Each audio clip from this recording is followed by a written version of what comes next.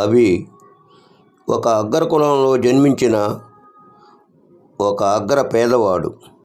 కానీ సరస్వతి కటాక్షంలో కోటీశ్వరుడు. అనేక ఉద్యోగాల కోసం ప్రయత్నించి సొమ్మసిల్లిన ముఖానికి ఆశ అనే నీటితో ఉత్తేజం నింపి చీకటిని వేటాడే సూర్యకిరణంల ఉద్యోగం కోసం అభిమన్యు శర్మ ఒక అప్లికేషన్ ఫామ్ ఫిల్ చేస్తున్నాడు. ఆ ఫామ్ ఫిల్ చేస్తున్నప్పుడు ఏకంగా కదులుతున్న చేతులు ఒక్కసారిగా ఆగి వణకటం ప్రారంభించాయి. అదే కులం, మతం రాసే ఖాళీలు. ఆ ఖాళీల్లో తన బరువు లేని కులాన్ని, మతాన్ని నింపితే ఆ అప్లికేషను గాలికి పైకి ఎగిరి చెత్తబుట్టలో పడుతుంది అని తెలుసు. కానీ చనిపోతానని తెలిసి యుద్ధానికి వెళ్ళి చనిపోయే సైనికుల్లా ఆగిన తన చేతికి పని చెప్పి ఆ ఖాళీలు పూరించి పోస్ట్ బాక్సులో వేస్తాడు.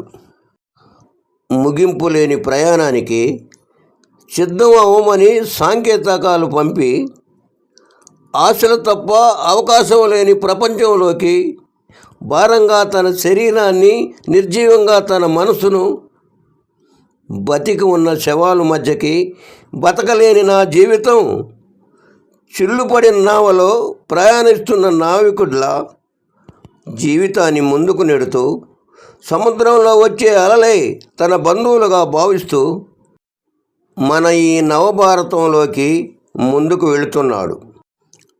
అలా నడుస్తూ కొంచెం దూరం పోయిన తరువాత ఒక యాచకుడు తనని యాచిస్తే చిల్లర లేదని చెప్పే ఓపిక లేక అతని నుండి తప్పించుకొని చదువు నేర్పిన సంస్కారం కూడా తన పిడికెడు పొట్ట నింపటానికి అడ్డు వస్తుందని బాధపడుతూ తన మజిలీ చేరుకున్నాడు. నవభారతంలో నవరసాలు పండించే నటులు ఉన్నారు. కానీ ఆకలి వేస్తుంటే ఆకలి తీర్చే మనుషులు లేరు.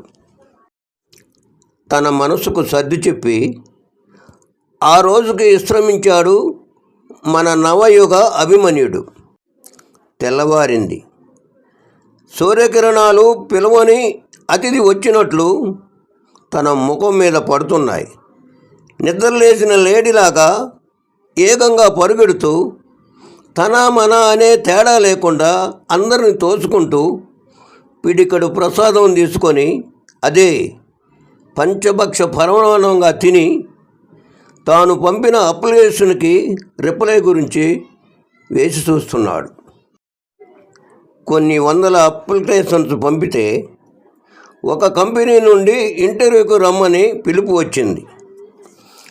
ఆ క్షణం తన మనసులో ఒక ఆశ మొలకెత్తింది. అద్దెకు తెచ్చుకున్న సూట్ వేసుకొని ఆ కంపెనీకి చేరుకున్నాడు. సామంతరాజులు పాలించే ప్రజల్లాగా సర్వదర్శనం కోసం క్యూ లైన్లో ఉన్నాడు. వేసి చూసిన తరుణం వచ్చింది. అభిమన్యు శర్మను లోనికి పిలిచారు. సారీ సార్, వేకెన్సీలు అయిపోయాయి. నెక్స్ట్ ఏదన్నా అవకాశం ఉంటే చెప్తామన్నారు. అభి వెనుకకు తిరిగి వచ్చాడు. ఆకలిని కడుపులో, బాధని గుండెల్లో, కోపాన్ని గొంతులో ఆపుకొని బేతాళ ప్రశ్నలకు సమాధానం చెప్పే విక్రమార్కుల్లా సంధించిన చతురక కథకుడిగా అభి కనిపిస్తున్నాడు.